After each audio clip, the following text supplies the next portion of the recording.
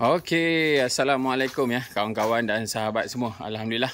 Okey, hari ini saya akan tunjukkan ya ikan-ikan yang ada di dalam freezer saya ya, yang telah saya buat ready stock. Okey, alhamdulillah. Ikan pun dah semakin ada. Okey, jadi sekarang ni ikan yang ada ya dalam freezer saya dan yang saya buat ready stock.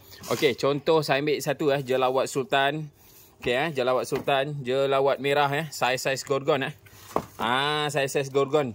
Okey, jelawat banyak juga jelawat.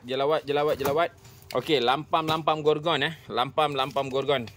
Lampam gorgon. Tengok koma weh. Padu-padu koma. Lampam merah gorgon semua sekali.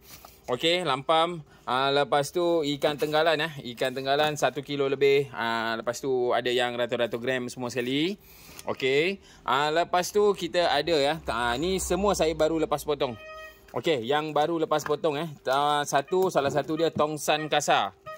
Okey, ini isi ikan tongsan kasar yang telah kita potong-potong. Okey, harga bermacam-macam. Kalau kita tengok contoh salah satulah. Okey, tongsan ni. Okey, kita ambil lah ni dua contoh. Dua ketul ni harga dia RM17.50 saja. Tongsan kasar Bahagian perut ini RM14, ini RM16.6, ini RM17.3. Macam-macam. Ada yang 30 lebih pun ada, bahagian kepala dengan isi semua sekali. Okey. Tu zirah. Okey, yang ini pula baung baung ekor isi ikan baung.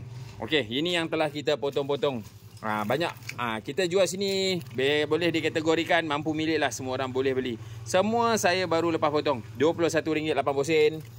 Banyaklah RM27.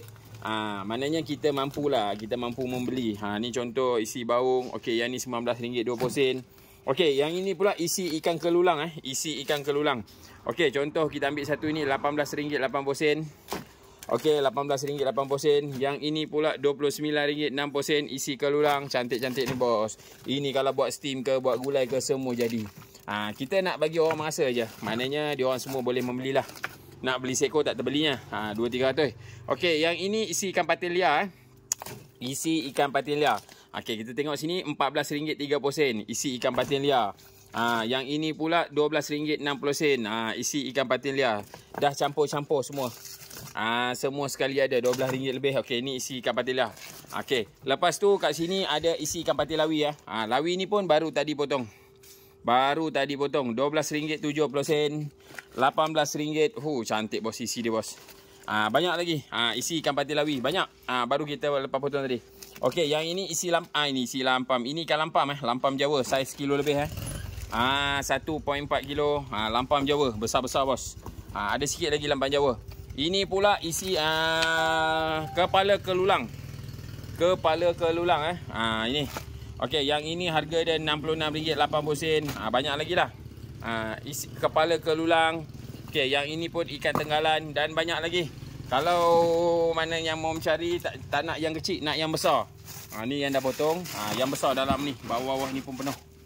Alright, dan satu lagi, banyak lagi Stop. Masih banyak. Bawah ni pun kita dah buat ready stock. Semua kita dah potong. Ni. Okey, dalam ni semua kita dah potong. Maknanya ada belen-belen. Habis dekat atas, kita ambil yang kat bawah. Okey, lepas tu ada pula di dalam ini. Bapak berat nak mampui. Okey, di dalam ini. Okey, kalau kau nak cari kelulang. Okey, kelulang. Jelawat sultan. Ni jelawat sultan. Cantik bos. Besar amat bos. Jelawat sultan. Okey, yang ini kelabau 1.3 kilo. Okey, ini tenggalan 2.2 kilo. 2.2 kilo. Ada tenggalan 3. Ini tenggalan 3.3 kilo. Tenggalan. Banyak lagi lah, macam-macam lah. Yang ini patin lawang. Patin lawang pun ada, semua ada.